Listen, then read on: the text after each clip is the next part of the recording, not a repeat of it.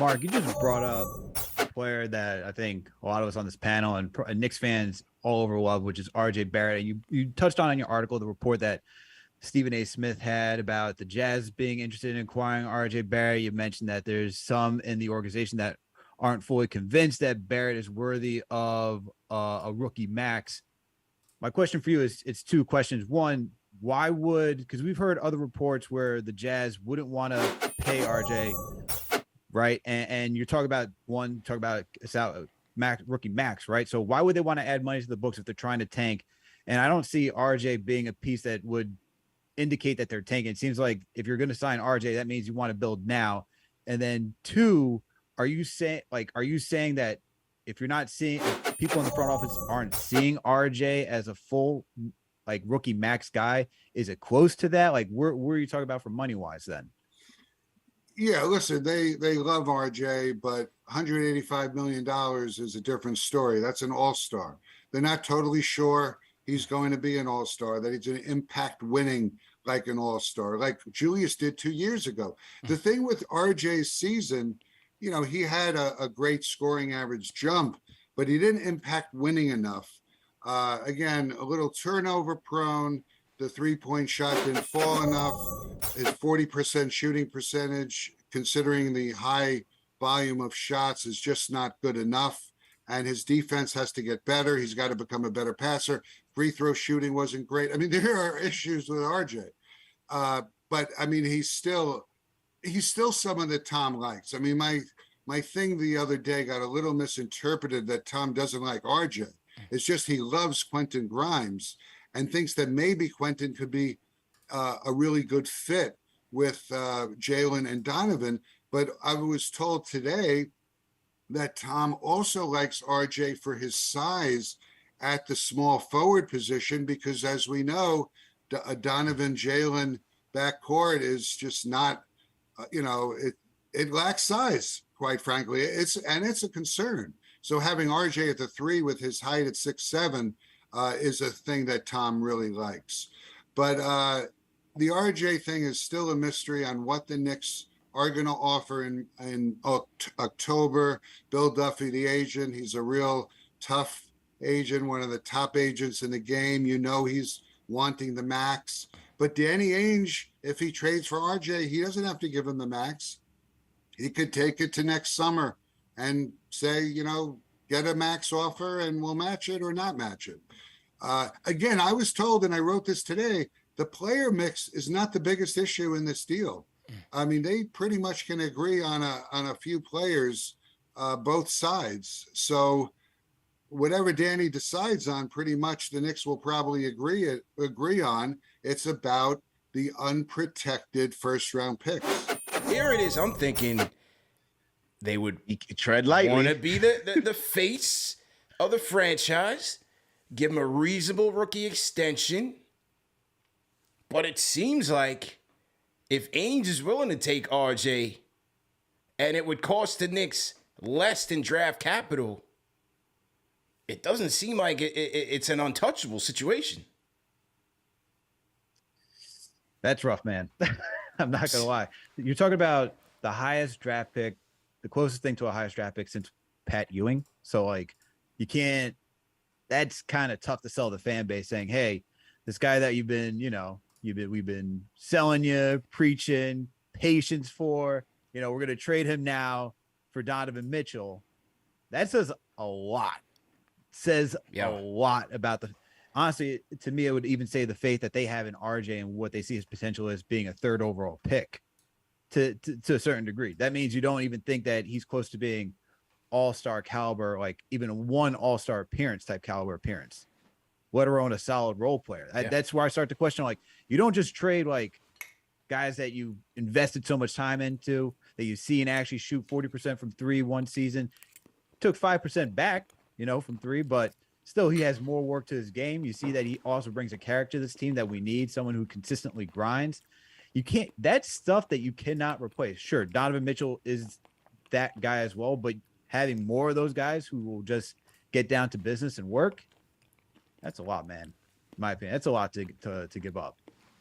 You're playing with fire, trying trying to, you know, potentially give up an RJ. It would be interesting if Ainge would just say, you know what, you know, because what if you get to a point where, you know, the Knicks really they're not budget, like it's too unprotected and it's one player. Does Ainge say, you know what, that's just not good enough for me? And then he says, well, give me RJ and give me 2 unprotected. What do the Knicks do? You know, Berman just said that, you know, it's not up to the players. It's a, you know, draft pick situation.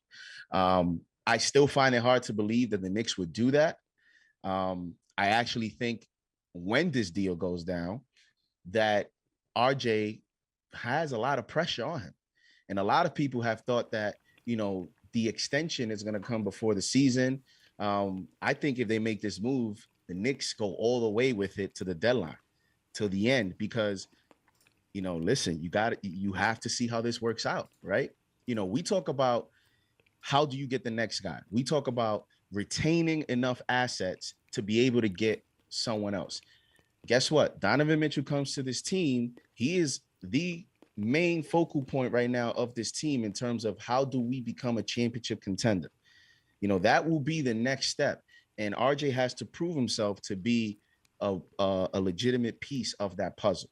Yeah. And I think that'll be a good motivator for him. I think he would rise to the occasion, but I just think from a business standpoint, that's just the route that the Knicks are going to take, just because you also want to see how does Jalen Brunson, Mitchell, and RJ, because once you pay RJ, you better have draft picks or you better have other different ways to add to the roster, because from a salary cap standpoint, you're not going to be able to bring free agents here. Gotcha. So this you have to make sure that this works. So to add on, go ahead. No, I was gonna say, and to add on to JD's point, like pressure on RJ, this would be probably the best lineup he's ever played with, right? You have a top scorer in Donovan Mitchell, you got a not top point guard, but like you got a really good point guard and Jalen Brunson who could shoot, score anywhere. So there's no, you know, we talk about his inefficiencies, and that's because of the guys he's been surrounded with, right? And how they haven't been able to get him the ball that much. But now if you're going to be inserted into this type of rotation, you got to play efficiently and effectively whenever you get your touches. So JD's right. It comes down to it's a lot of pressure for RJ if this is going to be the rotation that you're going to see opening night. The success of this team is contingent on RJ Barrett. And I think that goes for if we get Donovan Mitchell or not. In this league, you need 2 to 3 All-Stars to be relevant. If he doesn't pan out, I think the Knicks are in for bigger problems than missing out on Donovan Mitchell.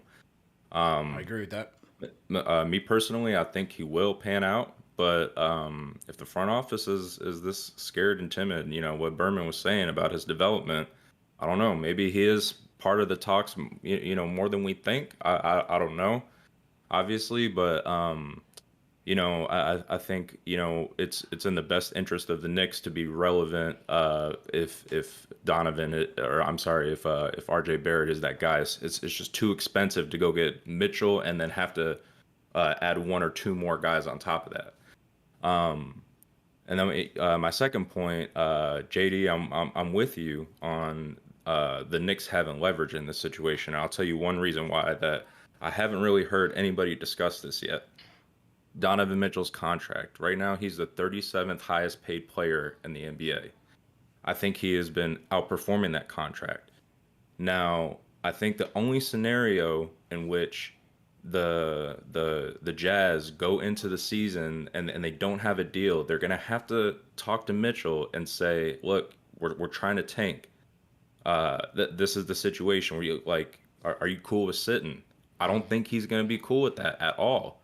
I think that he's, you know, maybe 1 or 2 more years on this contract. He's going to want to get paid after that. Even if he sits out half a season and then he has to, you know, pick it up on another team, build chemistry, that's a whole season that he's going to have to toss away.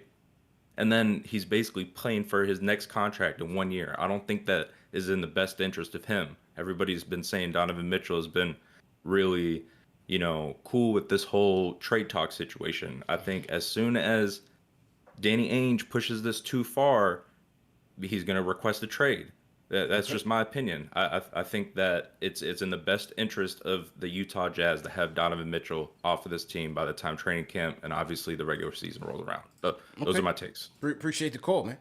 Definitely appreciate the call. Rapid fire. Yeah, and I agree with him in that it's not to say that, you know, RJ has to be a star here with Mitchell. He has to be a reliable option of a competing, contending team, right?